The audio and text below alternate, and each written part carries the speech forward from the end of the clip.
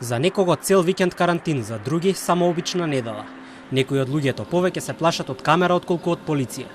Влегуваме во последните часови од викенд карантинот, а Телма на терен провери дали улиците се пусти насекаде и дали граѓаните се послушни. На споредните улички во населбите сликата поразлично од големите градски булевари. И покрај воведениот полициски час и ограничено движење, како и препораките за седење дома, камерата на Телма забележа дека за некои правилата не важат.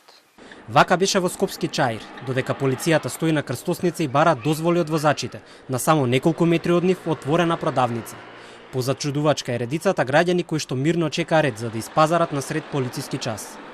Движење регистриравме и во други населени места во Скопско. Ова е населбата Даме Груев, за некои позната и како Новоселски пат. Полиција од време на време поминува во патрола. Казни нема, само остри усмени опомени за луѓето кои опуштено се движат надвор, иако тоа не смеат да го прават.